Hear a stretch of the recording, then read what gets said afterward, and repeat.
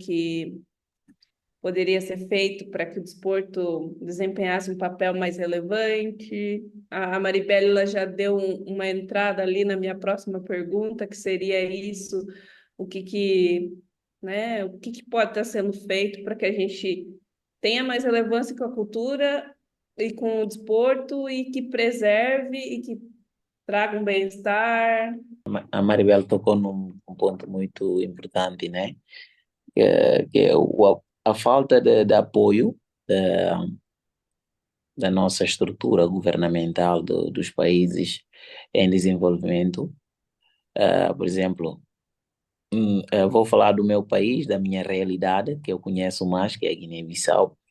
Imagina, tem muitos talentos jovens que precisam ser apoiados para poderem mostrar aquilo que têm, né? Por exemplo, no futebol, há muitos talentos na Guiné-Bissau. Há muitos talentos que não conseguem mostrar aquilo que eles têm, porque, imagina, os campos, não é como aqui em Portugal, né? Os campos é terra batida, mas mesmo assim as pessoas conseguem mostrar habilidades nestes campos e com as chuteiras também. O sapato, a maioria não usam bota profissional, né? Usam o tênis tipo normal de saída, o dia a dia, para jogar futebol. E se houver apoio da parte do governo, das estruturas, das empresas, dos investidores, podia sair mais talentos na Guiné-Bissau. As pessoas podiam conhecer mais talentos do que aquilo que nós temos hoje em dia na panorama mundial do futebol. E não só futebol, falei do futebol como é o desporto rei, né? E temos também atletismo. Temos um exemplo que é o Brema, mas tem muitos Bremas na Guiné-Bissau que ainda há de conhecer, né? Mas como é que eles conseguem mostrar aquilo que eles têm que é o talento de mostrar de praticar o atletismo, de praticar, nem vou falar da corrida de bicicleta, porque não há pistas para isto, mas há pessoas que nascem com um talento de fazer muitas habilidades na bicicleta e não só patins, e é um exemplo também. A Guiné-Bissau já participou em várias competições internacionais com o patins, mas não temos nenhuma pista de patins na Guiné-Bissau. É curioso, mas as pessoas lá nascem com talento e conseguem transformar aquilo no dia a dia, naquilo que nós temos na estrada, junto com o carro, com o perigo de ser atropelado pelos carros. Epá, precisam de dar mais mão aos jovens, por exemplo, o Grupo Cultural Netos de Bandim, que eu estava a referir há bocado, é um grupo que já tem 23 anos. Em novembro deste ano, aqui é o mês e tal, vai completar 24 anos de existência.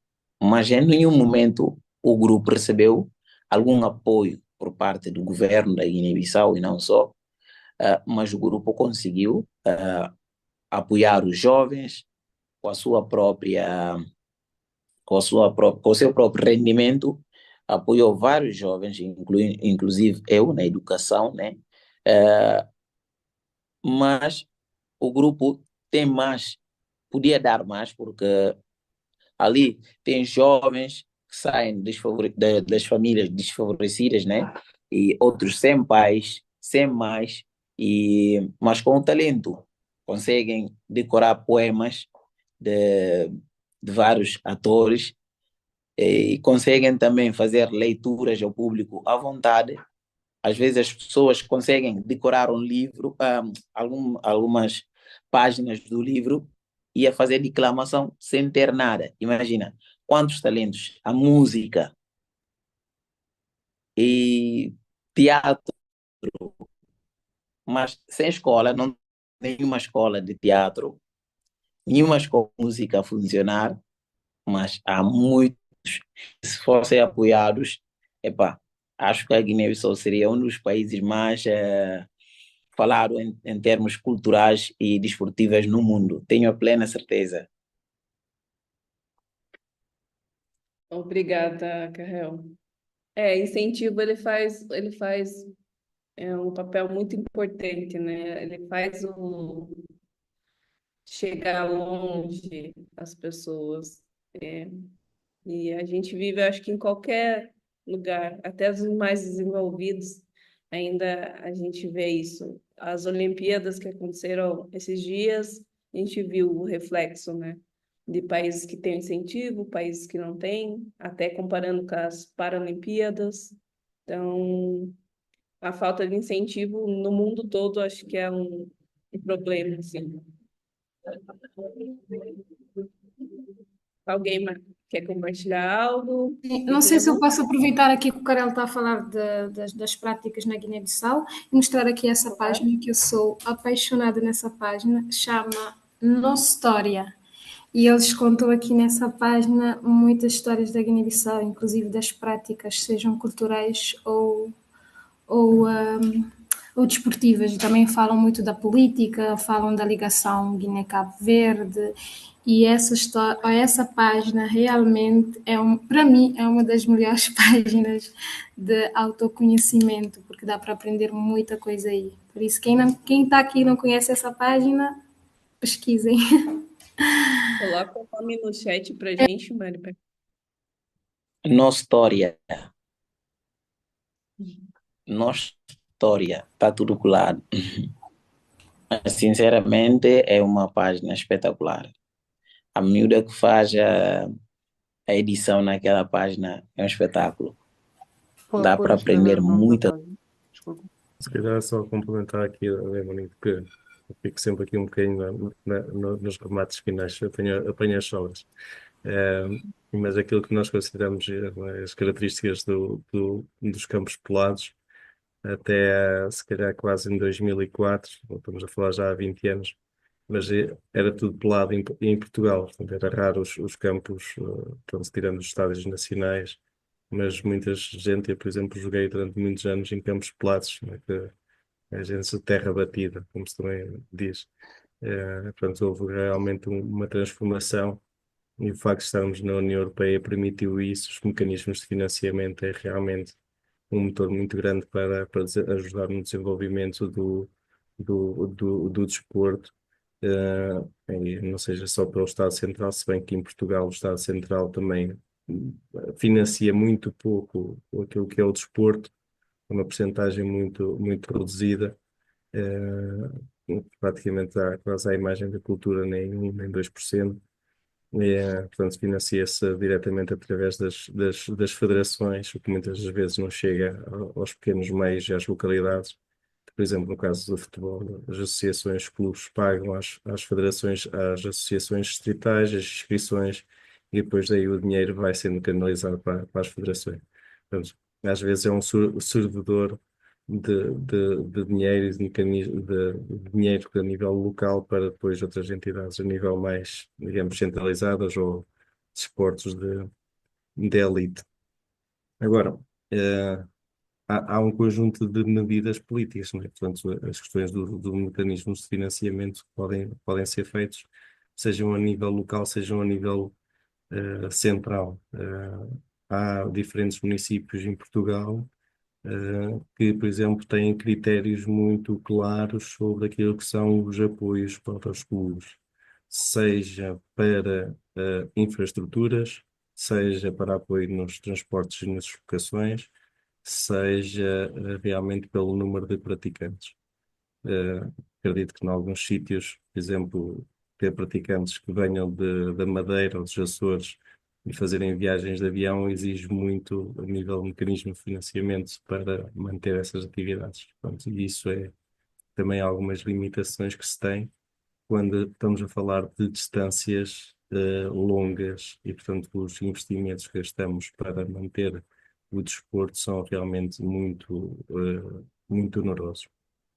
Mas há municípios que fazem isso, há outros que não têm qualquer tipo de regulamento de transparência e, portanto, aquilo é feito, como se costuma dizer, a olhómetro, portanto, ou de uma forma política. Portanto, gosto deste, financio mais um bocado, não gosto deste, não financio, não financio. Este foi na lista contrária à minha, portanto vai ser penalizado e vai passar as passas do Algarve agora quando estiver à frente deste clube. E portanto nós temos que ter essa clareza. Quando há falta de regulamentação nos municípios, isso acontece, não é? E depois quando há falta de regulamentação também no Estado Central para fazer isso também acontece. No nosso caso, em Portugal, somos bem testados, mas quando fazemos candidaturas ao IPDJ, o dinheiro é tão pouco que são muito poucas as associações a receber, mesmo que seja uma atividade para desporto para todos. Portanto, da percentagem de candidaturas que há, a taxa de aprovação é muito baixa, porque o valor também é baixo. E mesmo esse valor é, digamos, um balão de, de ar para aguentar dois anos, na possibilidade de passar 2 anos já não ter financiamento, ter que se procurar outros mecanismos de financiamento. Questões legislativas. Por exemplo, se nós pedirmos financiamento para uma área como um mecenato científico, ou seja, uma empresa financiar aquilo que é um mecenato científico, essa empresa pode deduzir em sede de IRS cerca de 120%. Se tivermos investimentos na área de projetos de inovação social, por exemplo, também podem ter, às vezes, dedução de 120%. Mas se uma empresa fizer um donativo a uma associação, normalmente só vai deduzir 50% de ICE de IRS. Ou seja, se der 100 euros, só pode ir buscar no futuro 50 euros. E quando estamos a falar na área do desporto, deveríamos ter outras considerações, ou politicamente deveriam haver outras considerações, que é, se o desporto faz bem a nível, normalmente, consideramos que deve fazer bem a nível da saúde física, saúde mental, né? Aumento dos níveis de atividade física, questões de socialização, né? As questões da inclusão social. Se nós pensarmos nestes custos todos, se calhar fazer alguém que pudesse dar os donativos a estas entidades, pudesse pelo menos ir buscar os 100%, já não digo 120%, mas na totalidade ir buscar aquilo que também ajuda e comprovadamente financia estas instituições, pelos benefícios sociais e económicos que isso depois tem. Nós também estamos a falar, a nível europeu, cada vez mais pessoas fisicamente inativas. Portugal está no topo da Europa de pessoas fisicamente inativas, as questões da saúde mental também em crescente, sendo já uma das grandes preocupações a nível europeu, mas das doenças não transmissíveis. Portanto, estamos a falar de diabetes, estamos a falar de obesidade, estamos a falar de problemas cardiovasculares que começam a ter um grande peso desde a juventude pela inatividade física. E, portanto, se nós queremos alterar estes conceitos, se calhar temos que olhar para estas questões da regulamentação e, como se costuma dizer, seguir o dinheiro. Em inglês dizem follow the money. Portanto, o dinheiro é que faz mexer aqui um bocadinho estas máquinas, porque sem dinheiro não há equipamentos, não dá para pagar a quem se dedica ao processo de treino, não dá para pagar as despesas, portanto precisamos que realmente haja aqui dinheiro no circuito para que as coisas se façam. Agora, também precisamos que as coisas sejam controláveis, não é? Também sabemos que às vezes recebe dinheiro e ele facilmente desaparece. E deve desaparecer para aquilo que foi dado e não para outras finalidades. Portanto, quais são os mecanismos de controle e quais são as propostas? Portanto, em alguns municípios que fazem, têm um plano muito claro e vão fazendo pagamentos por tranches consoante comprovativos daquilo que se vai sendo gasto. E, portanto, às vezes também há outras medidas que é só se dá. Primeiro tem que as entidades avançar com o dinheiro e depois é que recebem dinheiro. O que não, eu acho em que muitos dos casos isso é penalizador dessas entidades, ou seja, têm realmente de já ter dinheiro para ir avançando e depois às vezes estar à espera, em alguns casos em Portugal, por exemplo, tenho um projeto, estou à espera há um ano para receber pouco mais de 6.000 euros. E, portanto, para esta instituição, 6.000 euros é bastante dinheiro, ok? Porque normalmente anda ali a gerir quase na base zero. Entra e sai logo. Portanto, muitas das vezes os projetos Erasmus alguns casos fazem uns adiantamentos e, portanto, depois vai-se pagando, faz uma primeira tranche, faz X meses, concretiza, paga-se outra tranche, outra percentagem, concretiza, manda relatório e manda mais outro tanto de dinheiro. Portanto, chega-se ao final do montante e consegue-se comprovar que as coisas decorreram e efetivamente fizeram. Portanto, isto são algumas alterações que as entidades públicas também devem ter atenção, porque têm muitas responsabilidades. Eu não conheço a Constituição, nem a legislação, quer em Cabo Verde, quer na Guiné, nem no Brasil, mas em Portugal o desporto deve ser, é considerado como um desporto para todos. Portanto, todas as pessoas devem ter acesso, tal como à educação, à saúde e à habitação. O desporto é considerado um meio importante e tem realmente, ou pode ter aqui um papel importante nesse aspecto. É um bem essencial, né, professor? Ele transita por todas as áreas da nossa vida em sociedade, né? Eu deixo aberto, se alguém quer compartilhar, esse é o momento. Professora Sara, conte-nos mais um pouquinho.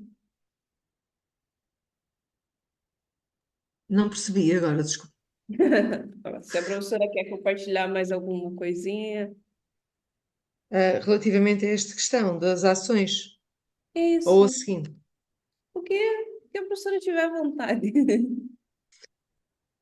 Conte sobre a música ali, sobre o seu histórico ali nas escolas. Até um pouquinho. Ou até essas dificuldades como o professor Arthur pontuou, né? A professora pontuou ali um ponto dos meninos serem mais acanhados Sim. e Assim, eu tenho um bocadinho de inveja da disponibilidade motora e da disponibilidade para participar, nomeadamente da dança, que é uma das minhas paixões, juntamente com tudo que estiver ligado à música. E a dança junta as duas coisas, o movimento e a música. E eu tenho um bocadinho de inveja da disponibilidade geral que existe noutros países. Aliás, eu tenho muitos amigos de Angola, Cabo Verde, Guiné, etc. E tenho uma amiga angolana que me diz sempre: no dia em que tu fores a Angola e trabalhares com aqueles miúdos, não vais querer outra coisa. Quer seja teatro, quer seja dança, pronto, é diferente. Aqui em Portugal, não é que não se dança, porque as pessoas até, os casamentos, o Arthur não me dará. E o meu colega José Mota, que eu vejo aí, que já fez formações minhas e dança. Até com o Duro, o Mota dançou. E eu não sou o melhor exemplo, atenção, eu não sou o melhor modelo de tudo, mas pronto, dou assim os meus toques. Um, mas, por exemplo, eu dou aulas aos cursos profissionais de desporto, do secundário, já desde 2017. Por acaso, quando as turmas são mais equilibradas, rapazes, raparigas, acabam por alinhar mais. Também não são todas iguais as turmas, mas eu dou aeróbica e step. E logo à partida eles dizem, isso é dança. E o dança é tipo pejorativo, é dança e há ali umas barreiras, uma resistência. Então, ainda ontem estava a comentar com alguém. Eu tive numa das turmas, tive um aluno angolano, esteve pouco tempo, ele depois atingiu os 18 anos e desistiu do curso. Era o meu melhor aluno de step, à frente, a fazer com uma energia. Não era o a fazer, era fazer a sentir, a fazer. Eu também já tive um ou outro. Ano passado tive um aluno português que também tinha essa, mas era um, num universo cento e tal que já me passaram pelas mãos, foi um. Pronto. Existe um preconceito. Eu não sei se o Arthur, se calhar sendo homem, poderá ter uma visão do outro lado da coisa das conversas que existem. De onde é que isso vem? Porque é que isso existe? Eu tenho a minha opinião pessoal. Há um preconceito, também está ligado a outras questões. O não querer ser confundido, algumas questões ligadas ao machismo, pronto. Mas se calhar o Arthur pode até refutar isto, dizer que vem de outras questões, mas pronto. Em Portugal, o que eu sinto, e dou aulas há 30 anos, não é muito fácil quando eu tenho alunos de outras nacionalidades. Há logo uma disponibilidade. Aliás, eu sinto que até é uma não questão. O dançar é uma não questão, toda a gente dança, não há problema nenhum, não é? E eu estava a ouvir que era falar sobre Cabo Verde e sobre a Guiné e essa é a percepção que eu tenho. Não é toda a gente, nós não somos todos iguais, mas há muito este orgulho de dançar um funaná, de saber dançar um funaná, de dançar uma dança tradicional e de mostrar, não é vergonha nenhuma, antes pelo contrário, e toda a gente sabe, e toda a gente dança e mostra. E aqui eu não noto, pronto, no meu meio mais citadino, porque eu sei que em aldeias e em meios mais rurais, é porque a minha irmã tem 5 anos de diferença de mim e é professora também de Educação Física e, ao contrário de mim, correu o país. Eu sempre estive em áreas citadinas. Ela não, já esteve no Mar Canaveses, esteve em Castelo Branco e tem uma perspectiva já diferente. No interior há menos barreiras a isso, há menos preconceito, pronto, há uma maior vivência das tradições, das danças, do que estiver ligado às tradições. Aqui na cidade, no que à dança diz respeito, há essa, e muito preconceito com os ranchos. Ai, os ranchos, vamos dançar rancho. Não, não, vocês não vão dançar rancho, vocês vão dançar danças tradicionais. No caso, regadinho. No caso, mata-aranha. No caso, até a minha percepção e da minha experiência. Que às Obrigada, vezes até é Rita. mais fácil ensinar uma salsa, ou pelo menos há menos resistência de uma salsa ou algo que é de fora do que algo que é nosso. Às vezes acontece.